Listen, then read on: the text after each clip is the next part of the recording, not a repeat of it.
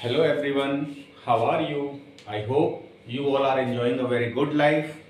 So, on today, I have come with the class number 28, part number 1. You know, so this is the first part of today's class number 28. So, in this class, today we will discuss about the conjunctions. And the conjunctions are those which we use in our daily spokens. Okay तो मैं यहाँ पे आज आपको conjunctions पढ़ाऊंगा और specially those conjunctions जिनको हम अपनी डेली स्पोकन में यूज करते हैं और ये कंजक्शंस का पार्ट नंबर 1 है। नेक्स्ट डे में इसका पार्ट नंबर 2 लेकर के आऊंगा जिसमें सारे कंजक्शंस जो हम अपनी डेली स्पोकन में यूज करते हैं तो वो सभी कंजक्शन इस क्लास आज की क्लास के पार्ट 1 और पार्ट 2 में कवर हो जाएंगे। सो इस क्लास को ध्यान से देखिएगा और समझेंगे। Okay, so now let's start the class. तो as we are talking about the conjunction like as so as, so that, whether or, but, otherwise, as far as, neither nor, either or, through and to, as well as, therefore, not only but also, as soon as, both or and. Okay, so these are the conjunctions and I write these sentences by using these conjunctions. So I will tell you one by one and define each and single conjunctions. Okay, so let's understand it very well. तो first as का use कहां करते हैं हम? जैसे हम sentence में कभी हम एग्जाम्पल का यूज करते हैं कि I given her many stationery, I have given her many stationery, मैंने इसको बहुत सारी स्टेशनरी दी है। एज पेन, शॉर्पनर, स्केल, जैसे कि पेन, शॉर्पनर, स्केल, जैसे मैंने कहूं मैंने उसको ये चीज दी हैं जैसे कि ये एंड ये, तो इसमें हम एज का यूज करते हैं। I visited many place of India as Maharashtra, Gujarat, Goa, Daman and Diu etcetera, है ना। तो इस तरीके से हम एज का यूज करते हैं। Next, she gave him money as well as, यानी एज वेल एज का मतलब होता है इसके साथ साथ। सी गेव हिम मनी, उसने उसे पैसे दिए और पैसे के साथ साथ उसने क्या दिया? खाना भी दिया है। He give me money as well as food, है ना। He give me money as well as food, तो इस तरीके से उसके साथ साथ, है ना, एज वेल एज का यूज करते हैं। We eat food so that is a conjunction here. so that का मतलब होता है ताकि।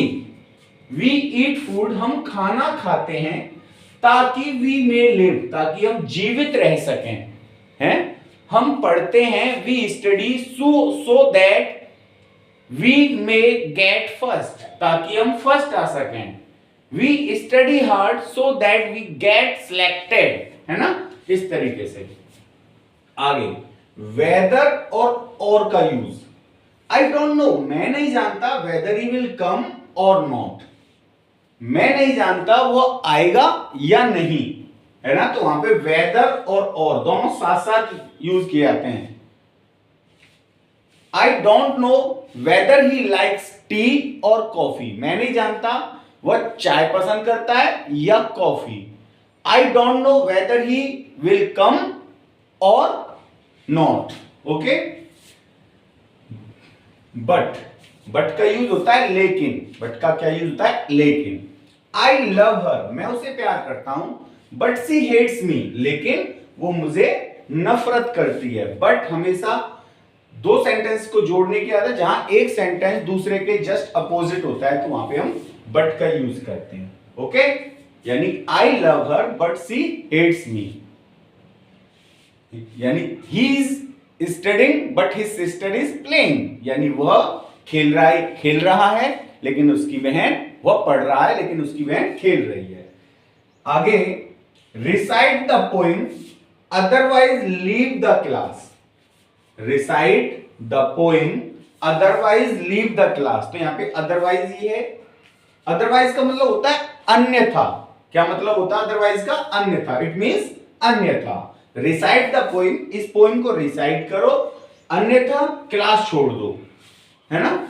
नेक्स्ट है हमारा as far as. As far as का मीनिंग होता है जहां तक।